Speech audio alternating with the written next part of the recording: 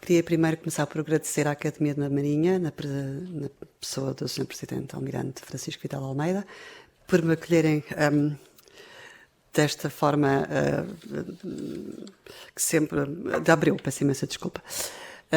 Por me acolherem desta forma na vossa casa e também à audiência por concederem alguns...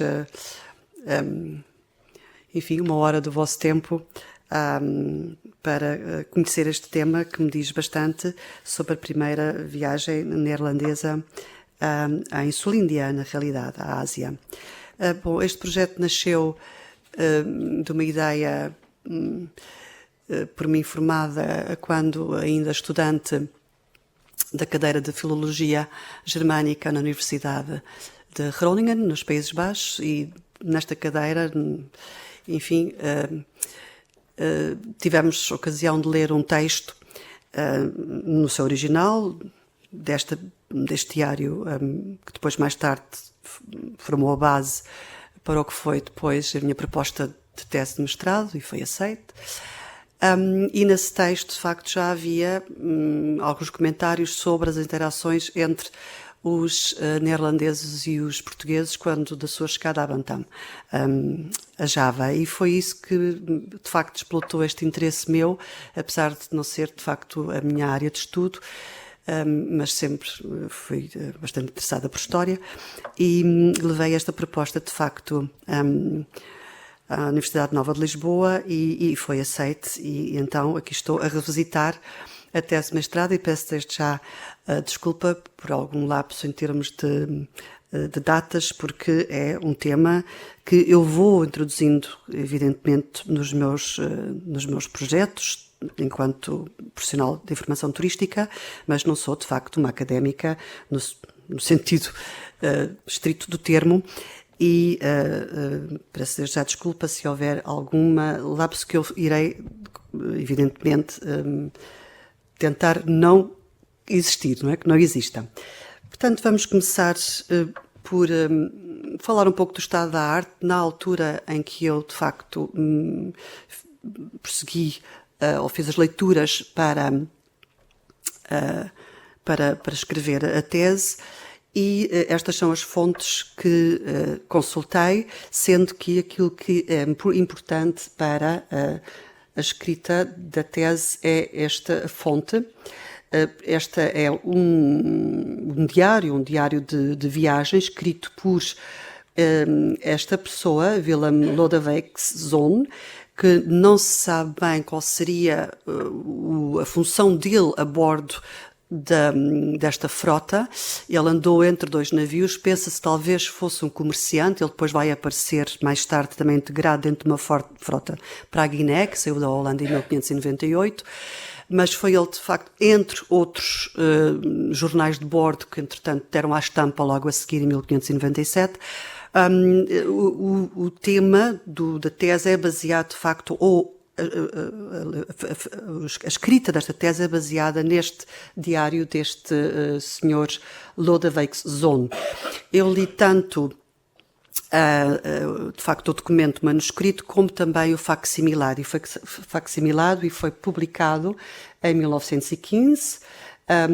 Ele foi facsimilado por estes dois senhores, o Rafael Heiserman, e são textos que estão, de facto, online, através de uma plataforma de uma associação holandesa, da qual sou sócia, que se chama, dedicada ao tema da expansão neerlandesa, que se chama De Linschoten Vereniging. Eu não toquei nada.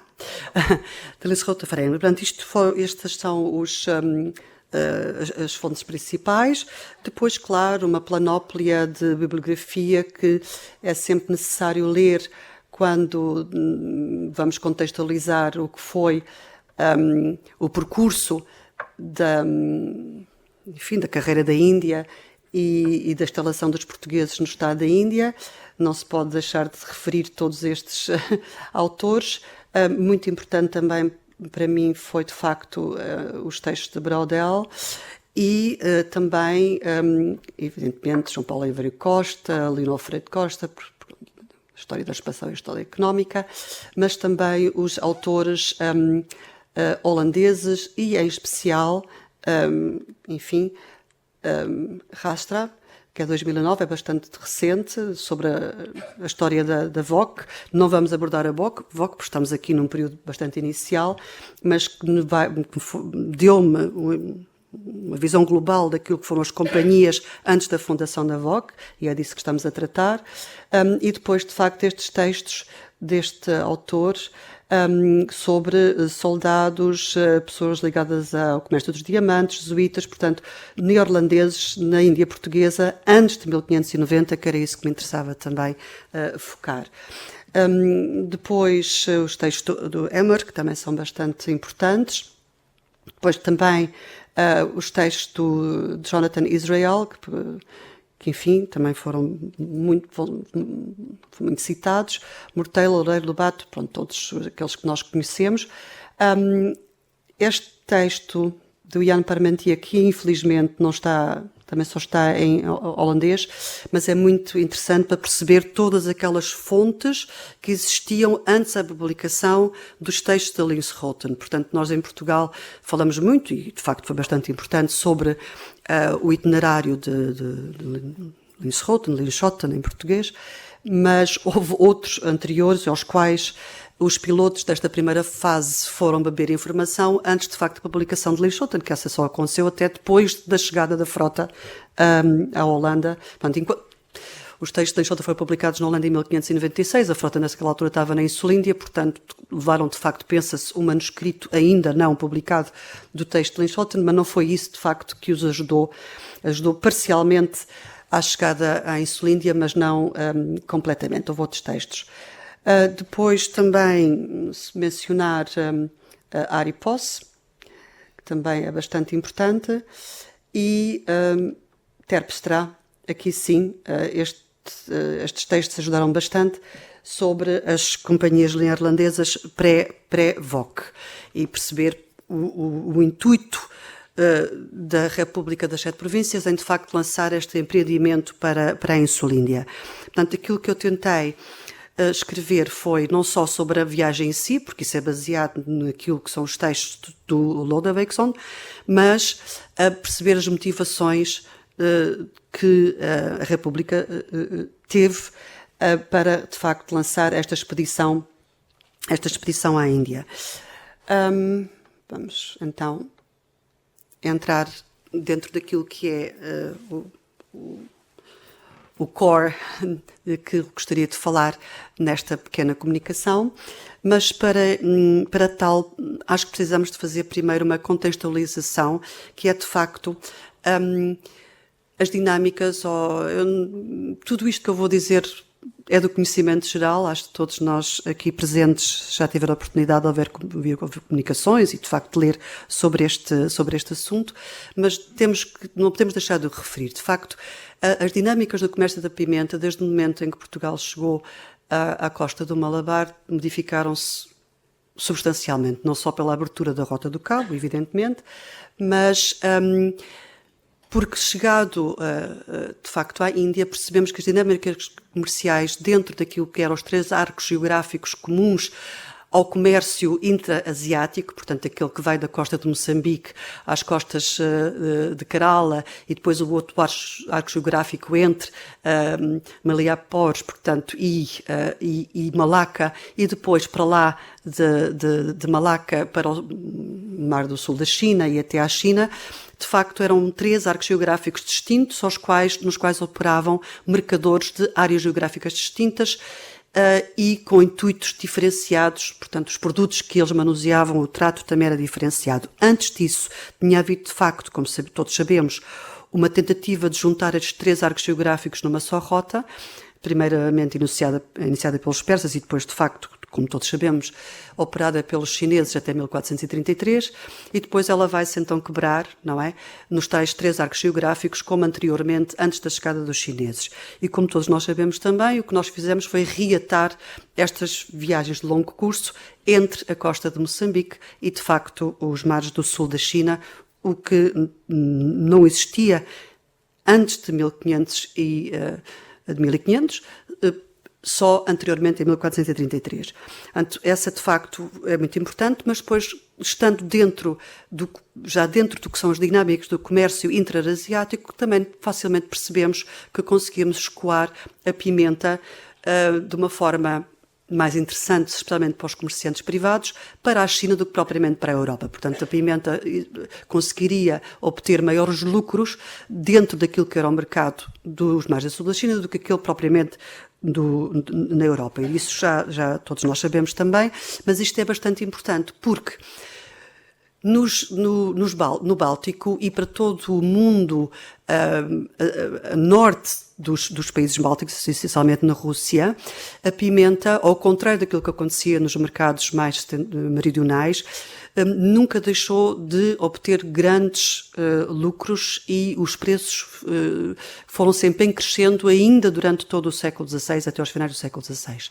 Portanto, quando, por uma gestão da frota da carreira da Índia, vai deixar de surgir dentro do que é a frota da carreira da Índia menos pimenta para abastecer o mercado em Lisboa, pelo contrário, em 1591 já não veio pimenta nenhuma para Lisboa, por exemplo, pelo contrário, nos mercados do norte da Europa, a pimenta continuava, de facto, a potenciar grandes negócios e negócios muito lucrativos para quem conseguisse abastecer estes mercados de pimenta. Portanto, houve aqui uma fase em que os neerlandeses perceberam que estavam a perder negócio, porque eram eles, de facto, que abasteciam os mercados do Báltico, não só de pimenta, evidentemente, mas também de outros produtos, do qual eu falarei já a seguida. Portanto, estas modificações na gestão da carreira, das cargas da carreira da Índia vai ser importante. E depois perceber que a Flandres, que sempre foi o interposto comercial par excellence, não é? Para todos os produtos que vinham da Península Ibérica, portanto, Bruges e depois Antuérpia, a partir do momento, não é, em que 1549 fecha a feitoria de Antuérpia e depois com a Guerra dos 80 anos, a frota portuguesa vai cada vez menos entrar dentro do que é a gestão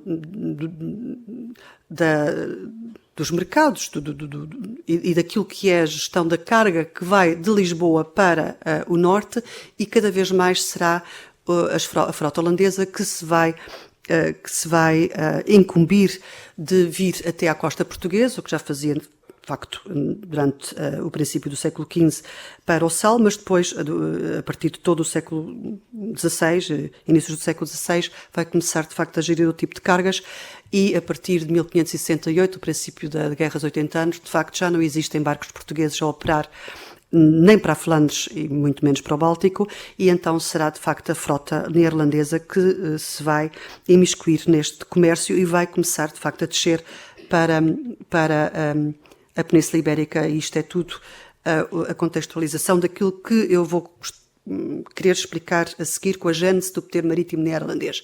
É porque não surgiu do nada, como sabemos, não é? E existe todo um processo que vai, de facto, fazer com que os neerlandeses, e falando de neerlandeses, ninguém fala de neerlandeses nas fontes, fala-se de holandeses ou de zelandeses, portanto, são essas as duas repúblicas, ou dentro da república, estes dois estados, dentro dos estados gerais, que vão, de facto, ser bastante importantes para o comércio e para o lançamento destas frotas para o Índico. Mas não surge do nada. Portanto, em 1590 estão mais do que preparados para o fazer. E a gênese do poder marítimo neerlandês, peço desculpa, porque isto tem a ver com uma coisa muito pouco bonita, que é de facto a pesca do arenque, mas importante para o que se chama o negócio-mãe das associações de empresários holandeses que detêm estes barcos de pesca ao arenque. Os barcos de pesca ao arenque, que chamam-se buis, pronto, em holandês, a partir de 1460 já conseguiam bolinar, portanto eles conseguiam entrar navegar tanto para o Ocidente como para o Oriente, à bolina, coisa que, por exemplo, os ingleses não dominavam ainda em 1460, e depois introduziram estes barcos eram chatos, conseguiam entrar dentro de portos com águas pouco profundas, como é o caso da própria Holanda, e conseguiam, enfim, manter a bordo um conjunto de uma tripulação que podia ir até aos 30 tripulantes, que ficavam durante bastante tempo em mar alto, durante a pesca, porque eram quase barcos fábricas, em que uma parte da tripulação de facto eram os pescadores e outra parte da população tratava do peixe, portanto ele logo era amanhado, ele era salgado a bordo, e então conseguiam de facto prover os portos do Báltico de peixe fresco e salgado em abundância. Esta frota, em 1548, os comerciantes dos portos da Holanda, portanto em especial do Porto de Amsterdão e de um outro, Enkhuizen, onde mais tarde vai estar estacionada a VOC, os comerciantes destes portos vão pedir a Carlos V, e é-lhes concedido uma licença para terem quase o monopólio da pesca ao arenque. E aquilo que eles alegam é: nós não temos um país, nós não temos um território que nos permita viver de outro modo. Não temos agricultura, aqui, enfim, uma grande parte da Holanda estava alagada, não temos pastorícia, não temos campos propícios a uma pastorícia, portanto nós necessitamos do comércio e necessitamos da sua permissão para nos dar um monopólio, de facto, era o que se tratava, para a pesca do Oriente, ao qual Carlos V acedeu. Portanto, a partir de 1548, os neerlandeses, enfim, os holandeses vão ter o monopólio da pesca ao arenque. E então, e sabemos, aliás, em 1503, portanto, entre 1497 e 1503, 70% da frota que entra dentro da Dinamarca são barcos holandeses. E dentro destes 70%, 78% são barcos que vêm de Enkhuizen, daquele porto muito perto, a norte de Amsterdão. Estes barcos estão estacionados nos portos da Holanda, fazem de facto este comércio do arenque para o Báltico, mas por outro lado necessitam de sal, não é? Portanto, eles vão, numa primeira fase, estender o seu comércio ao sul, levar, enfim, cereais, por exemplo, da Polónia, do Báltico para os países do sul, para a França em primeira análise e depois também para a Península Ibérica, e depois, numa primeira fase, portanto, 1540, o sal que transportam vem, de facto, da região do norte de França, mas depois vão começando a andar mais para sul e a carregar o sal, como todos nós sabemos, os textos de Virginia Rao, nos portos de Portugal, portanto, de Aveiro até Setúbal. Portanto, chega a uma certa altura em que as frotas holandesas olham para aquilo que o comércio do Báltico como o negócio-mãe, aquele que vai contribuir para a constituição de uma elite urbana com algum poder de compra.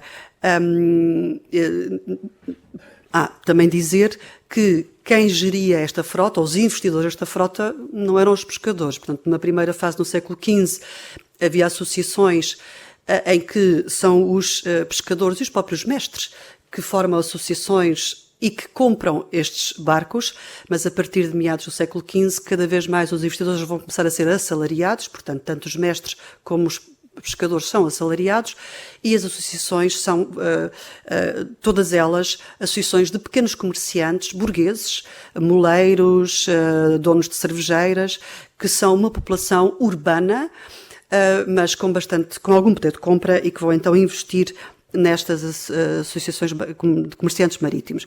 Então, dentro deste negócio-mãe, existe aquele que se ocupa da venda dos produtos para o leste, a que se chama Oostvaart, porque vão para leste, não é? E aqueles que se ocupam, normalmente os que se ocupam do comércio para leste estão estacionados na Holanda e os Westvaart estão estacionados na Zelândia, portanto ao pé do rio Maas e até Antuérpia, e então fazem o comércio com o oeste. Mas estamos a falar de, em 1560, os barcos holandeses que já tinham, em 1560 havia uma certeza, porque isso está referenciado, cerca de 30 mil marinheiros, portanto, pessoas adestradas àquilo que é o mar e longas permanências no mar, cerca de 30 mil, e existem entre a Holanda e a Zelândia cerca de 1000 barcos neste negócio. Estes barcos não fazem só negócio de arenque. Na época baixa da pesca, eles vão ser fretados por flamengos, para levar os seus produtos, e aí sim, dentro então destes produtos já se encontram alguns bens de luxo que vêm da Península Ibérica, entre eles a pimenta, para os países do norte. E então, tanto Oostvaart como Westvaart são associações de comerciantes, estes reederij, companhias marítimas, que muitas vezes podem ir até 60 pessoas dentro da mesma companhia marítima, que investem o seu dinheiro em 10 ou 15 embarcações e em várias associações também, para, enfim, não pôr todos os ovos dentro do mesmo cesto, e se houvesse uma perca, era uma perca enorme, e assim são pequenos montantes que eles vão investindo em várias companhias e em vários barcos. Isto depois é um modelo que se vai também verificar nas companhias pré-VOC. E todas estas pessoas são elites urbanas, pequenos burgueses. Aliás, está estudado e sabemos que para o século XV mais de metade da população dos Países Baixos é uma população urbana, portanto não é uma população rural, e para a mesma altura, portanto entre 1500 e 1540, não há em Portugal nenhuma corporação, nenhuma associação de profissionais que se equipare em gestão de dinheiro, e neste caso a gestão de frotas, parecida com isto. Talvez só na Itália na realidade, mas não para Portugal.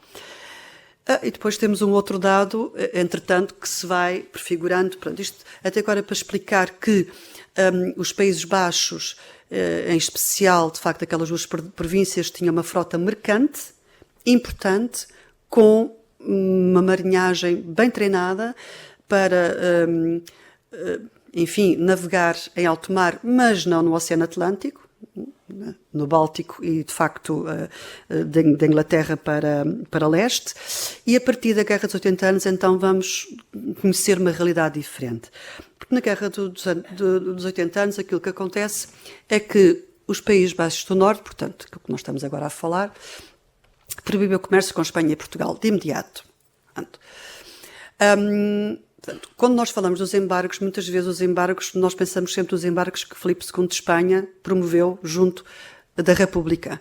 Mas, na realidade, começou ao contrário.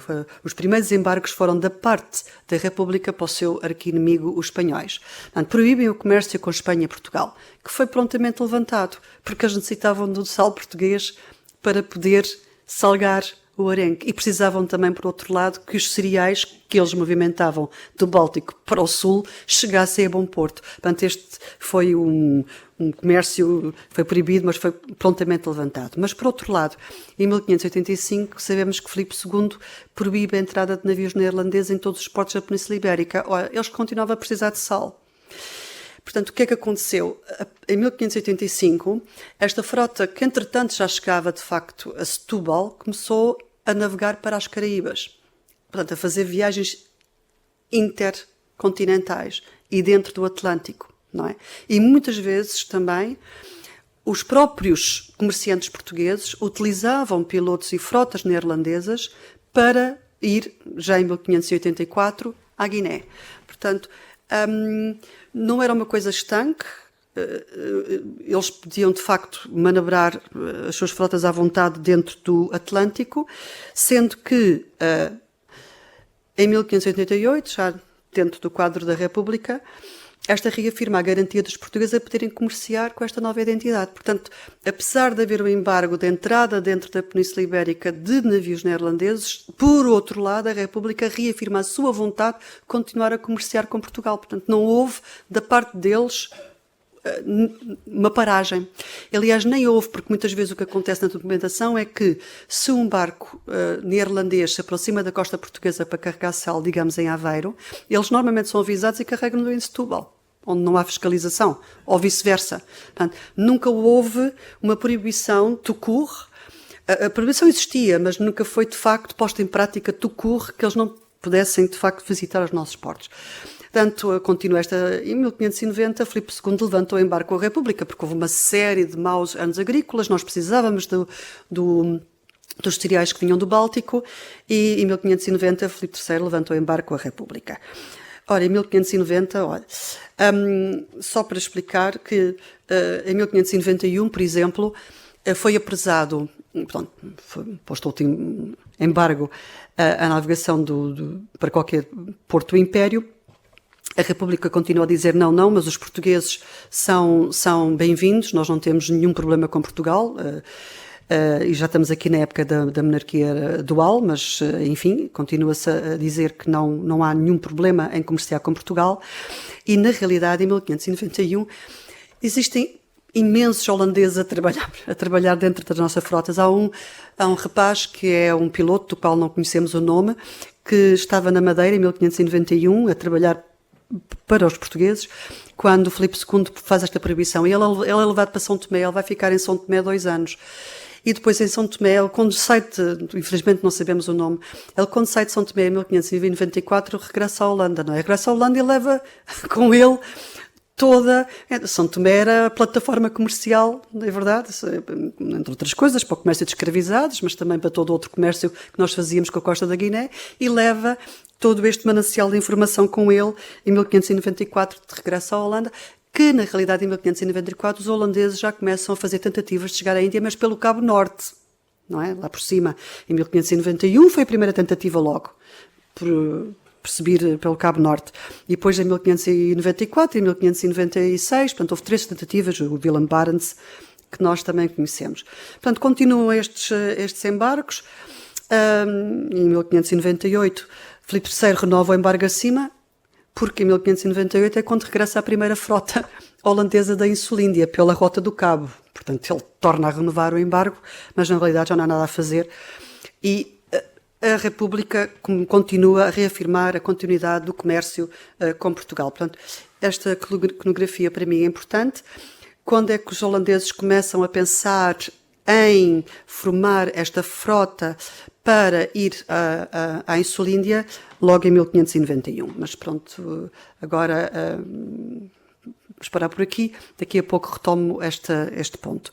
Outras consequências da Guerra dos 80 anos, e isto para mim também foi fulcral, porque não é só os embargos, não seria só os embargos nunca, porque vamos cá ver. Quando em 1590 Filipe II levantou o embargo com a República, não é? Eles podiam retomar o comércio com Lisboa, não havia embargo, portanto, sempre fizeram comércio com Lisboa, não havia motivo nenhum, se já não havia embargo, não retomar aquilo que era a compra da pimenta. Mas em 1591 já não há pimenta em Lisboa, acabou. A frota não traz nenhuma, não é? Esse é que foi o problema. Eles continuavam a querer comprar pimenta que Portugal não lhes fornecia, não? E eles começam a pensar outra maneira de lá chegar. Depois temos outras consequências. Em 1568 começa a Guerra dos 80 anos. Como é que vão financiar a guerra? Lançam impostos sobre o comércio marítimo. Tudo aquilo que entra dentro dos portos da Zelândia ou dos almirantados da Holanda vai ser taxado para suportar o esforço de guerra. Curiosamente, é quando começa o incremento do comércio com Portugal. A feitoria portuguesa já não existe em Antuérpia, não é? Em 1549 a feitoria deixa de existir. Em 1568 já não há barcos portugueses a navegar para a Flandres, não é? E é neste exato momento que a frota neerlandesa começa a chegar a Portugal para comerciar diretamente com Lisboa. E quando eles regressam à Holanda, têm que pagar, é o imposto que é lançado sobre o comércio para suportar o esforço de guerra, que é uma coisa interessantíssima. Portanto, eles estão a fazer guerra contra a Península Ibérica e nós estamos a suportar o esforço de guerra através do comércio com os portos neerlandeses. Portanto, o que vai acontecer é uma politização do setor. O comércio vai ser politizado nesse sentido, porque é o Estado que vai fazer esta aposta neste setor da atividade de forma a financiar a guerra. A queda de Antuérpia é muito importante, porque a queda de Antuérpia vai fazer deslocar para o norte famílias, entre outros de cristãos novos, não é? Que estavam radicados em Antuérpia e que comerciavam, enfim, com vários portos por esse mundo fora, e que não só as famílias, enfim, como grandes capitais, mas também muitos técnicos. Um deles é um cartógrafo, do qual vou falar mais tarde, e que vai levar em 1585 para Amsterdão 24 cartas de Bartolomeu de Lasso, ele tem cartas de Jorge Reinel, ele tem escritos de Pedro Nunes, ele vai levar todo este manancial de informação técnica para a Holanda quando ele sai de Antuérpia em 1585. Pronto, e depois as companhias que estavam sediadas junto ao rio Maas vão também deslocar-se para onde? Sempre aos mesmos sítios, para Enkhuizen e para Amsterdão. Portanto, se aqueles já eram grandes portos pesqueiros, agora, para além de serem grandes portos pesqueiros com manancial de tripulação quase inesgotável, 30 mil pessoas, vão ter aquilo que não tinham que era antes, que era o grande capital. Não é? É o grande capital que se vai instalar ali, porque não era aqueles pequenos burgueses, os donos das cervejeiras ou os moleiros, que vão ter o dinheiro para investir no comércio da pimenta. Não é? Precisamos de outro capital que não é aquele. E então são estas famílias que vão fornecer esse capital a estas companhias em Enkhuizen e Amsterdão.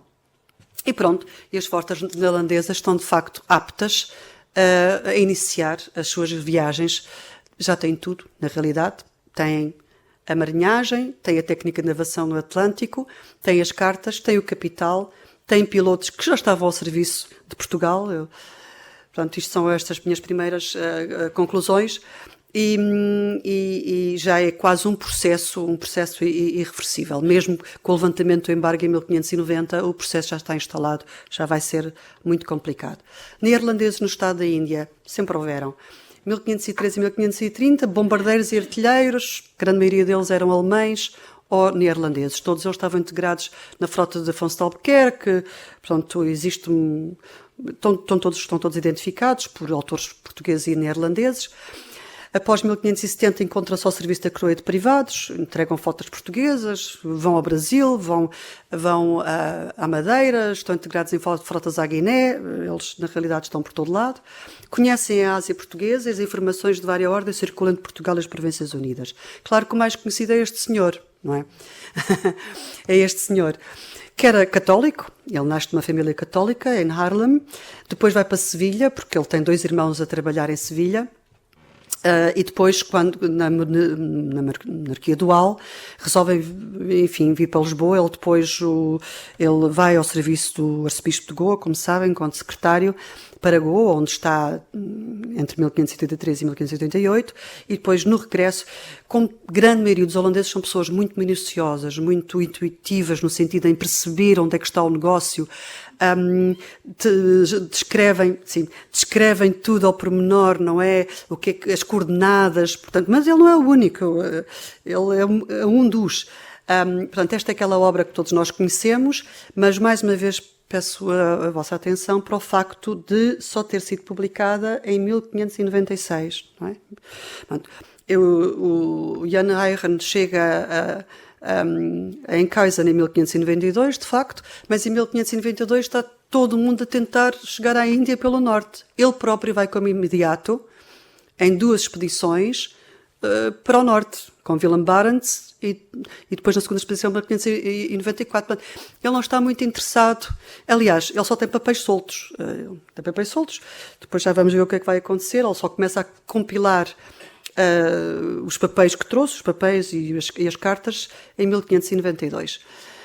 E de facto, enfim, nós sabemos que ele descreve em grande pormenor Java.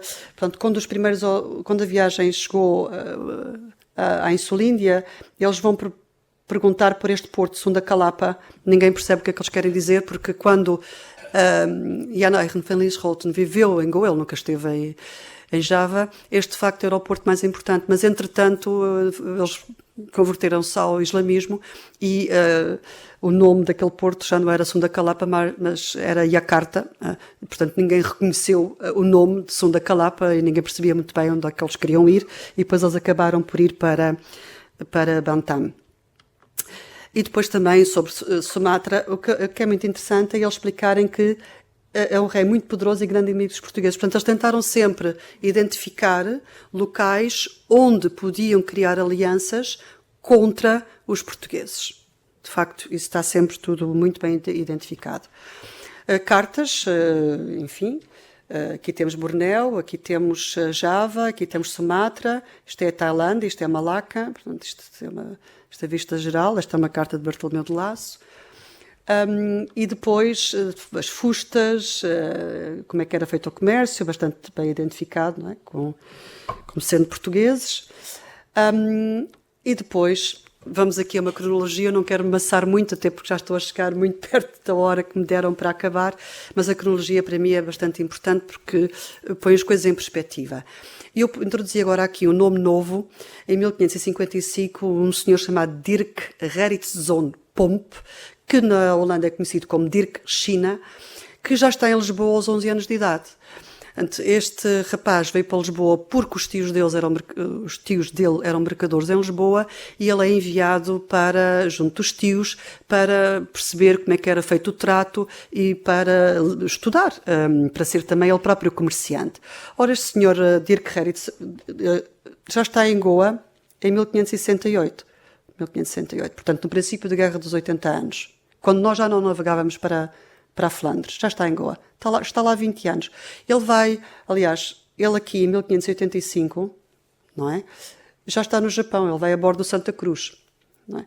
Portanto, e este senhor, Dirk Gerritsen Pomp, vai ser muito importante, porque ele vai chegar, aqui na cronologia, vamos ver, ele vai chegar ao mesmo tempo que o amigo que ele não conhecia, ele vai chegar ao mesmo tempo que o Jan Eyren van Lieshouten, vão chegar os dois ao mesmo tempo a Enkhuizen. Eles estão lá os dois em 1591, mas não se conheciam. Portanto, mas em 1591, quando este senhor chega, este senhor Dirk Gerritszon, o Dirk China, ele tem um livro preparado que vai ser publicado de imediato em 1591 por um livreiro chamado Cornelis Claesson, que vai ser o mesmo livreiro que vai publicar o roteiro de Linschoten.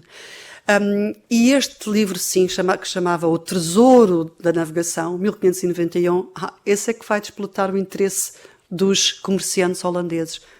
Nós temos aqui uma informação que é importante. Ele esteve lá, ele sabe, e pensa-se que foi realmente através de indicações deste Pomp que os holandeses conseguiram navegar entre a África do Sul e Madagascar, daí porque isso não está no roteiro de Linschoten. Portanto, nós falamos muito de Linschoten, mas de facto há outras pessoas importantes.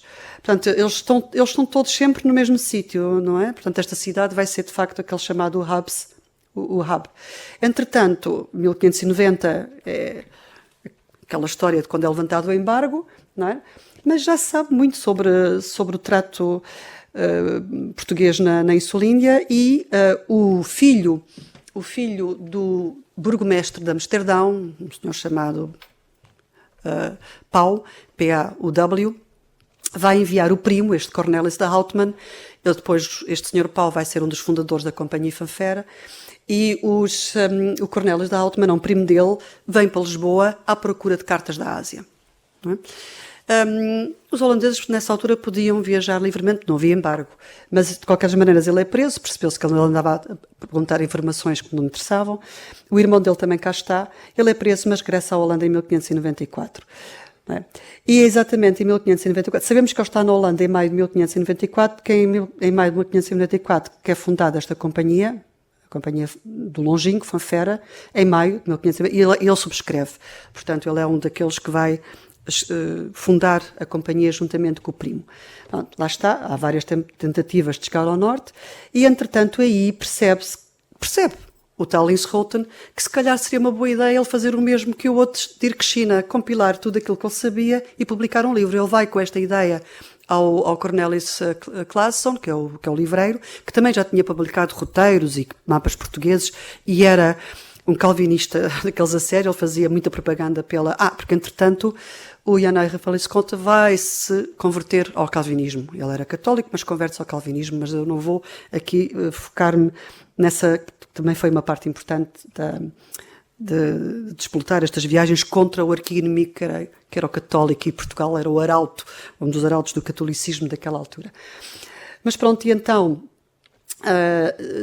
publica-se o itinerário, mas de facto a expedição parte um ano antes. A segunda conclusão é que a partir de 1590 a República possuía cada vez mais informações fidedignas sobre a Insulíndia, portanto isto, e também cartografia portuguesa, permitia a navegação, pilotos com experiência em navegação de flotas portuguesas, portanto, tudo isto existe, não é?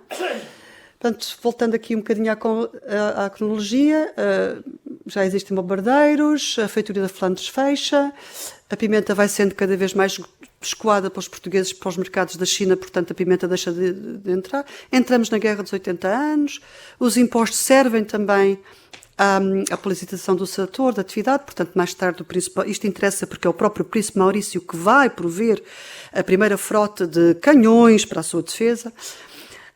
Depois a frota portuguesa já não vai para norte, os neerlandeses começam a vir para sul, não é? E mesmo ao serviço da coroa e de privados.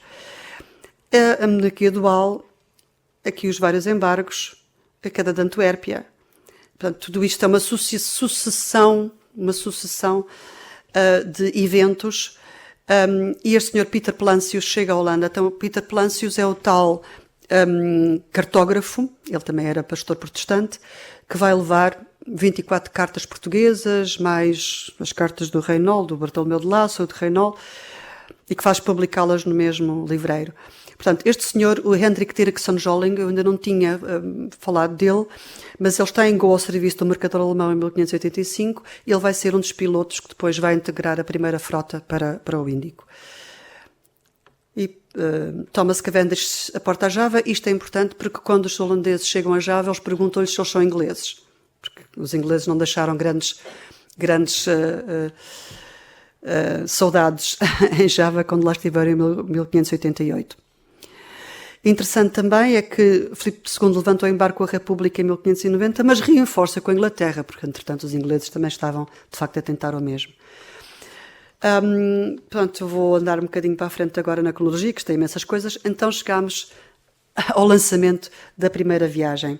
Portanto, esta é a tal companhia que vai ser formada em 1595. Em 94 eles partem em abril de 1595 para a Insulíndia. Existem pelo menos 12 companhias antes da fundação da VOC em 1604, algumas delas vão se fundir. Estas deste lado são companhias que têm a sua sede em Amsterdão, estas são companhias que têm a sua sede na Zelândia, elas vão sendo fundidas até à fundação da mega companhia, isto tudo por ação de um advogado chamado Johan van Oldenbarneveldt, que era de facto o advogado da República das Províncias Unidas e vai ser o grande impulsionador da fundação da companhia. A primeira viagem é financiada pela Companhia Fanfera, investimento de 276 mil florins, constroem 4 navios que vão ser utilizados depois para a segunda viagem, o Mauritius, que é o navio capitania, e onde vai estar o Lodewijk-Zon, o Hollandia, onde tem como piloto aquele senhor Jolling, que vai morrer na viagem, depois há um Amsterdão, que vai ser abatido em Bornéu, e uma pinaça, a Dijfken, portanto, no total de 1.200 toneladas, bastante mais pequenos do que os barcos portugueses da época.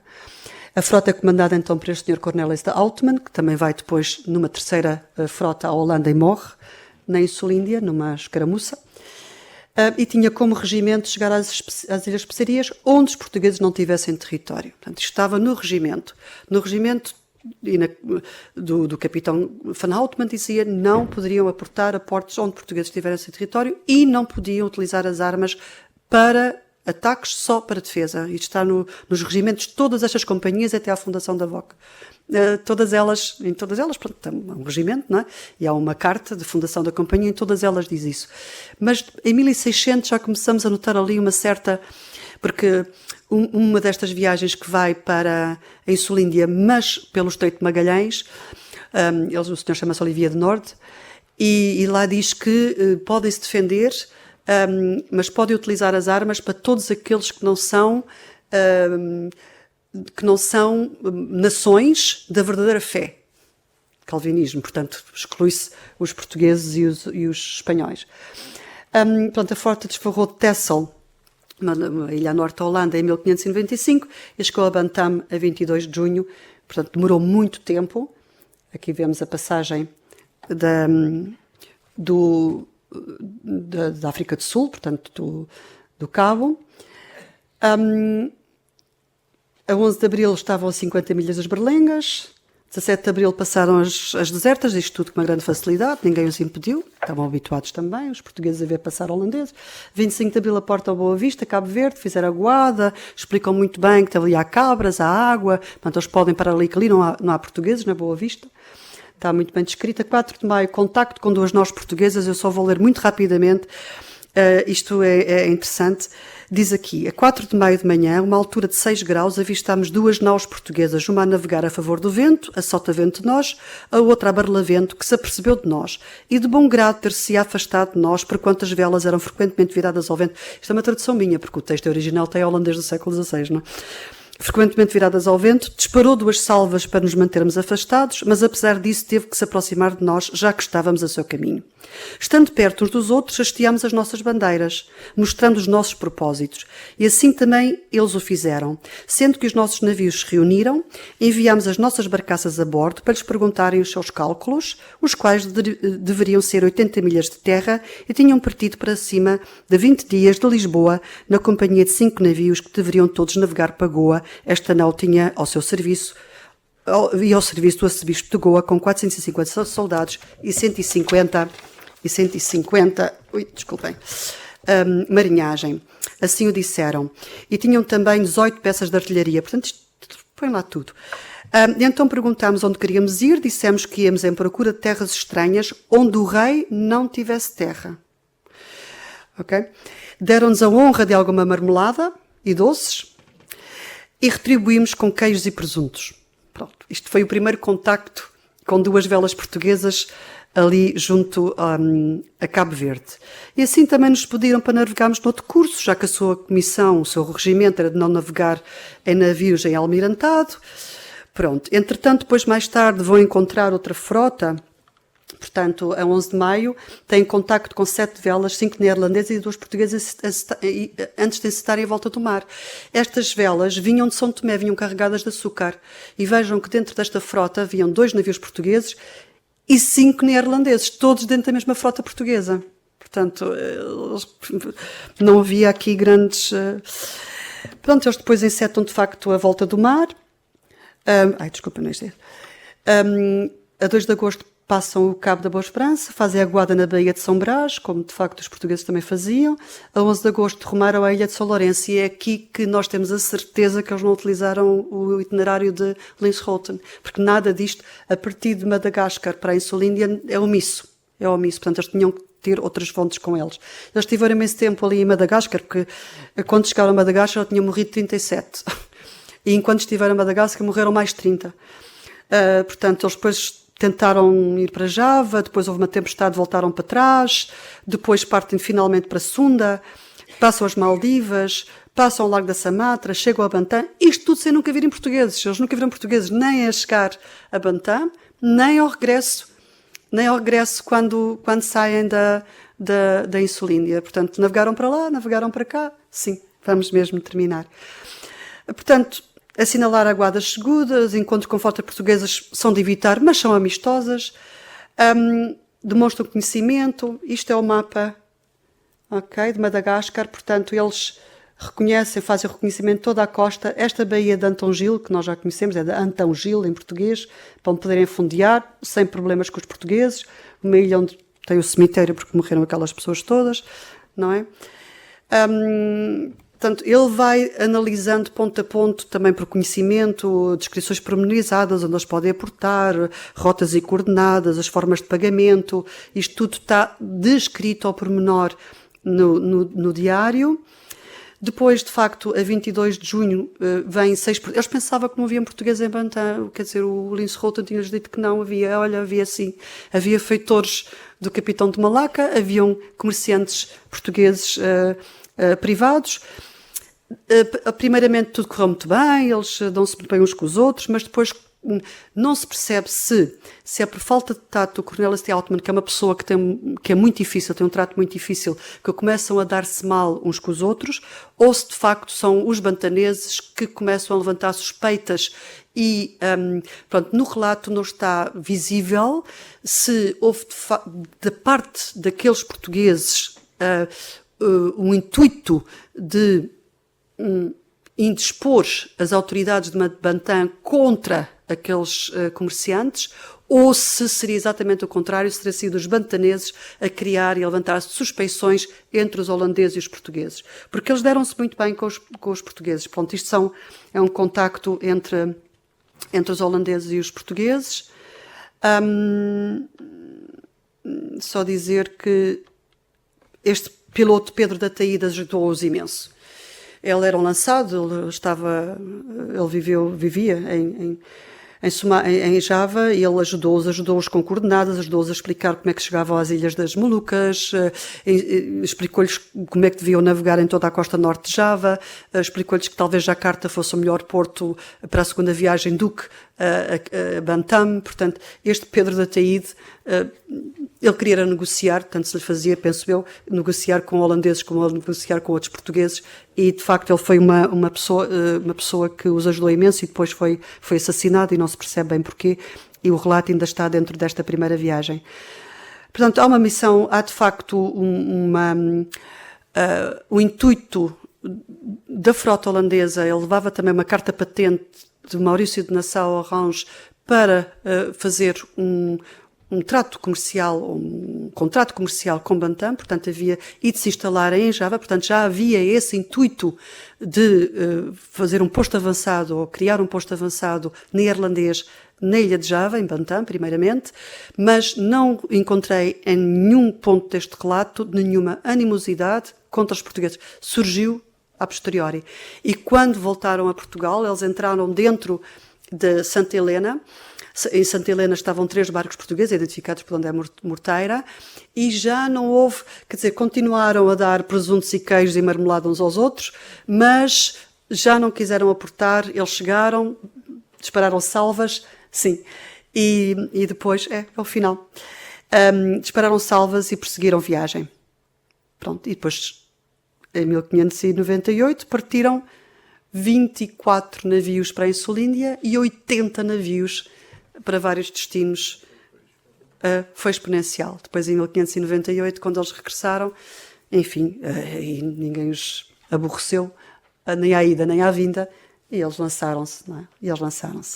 Peço imensa desculpa pelos 5 minutos que passei.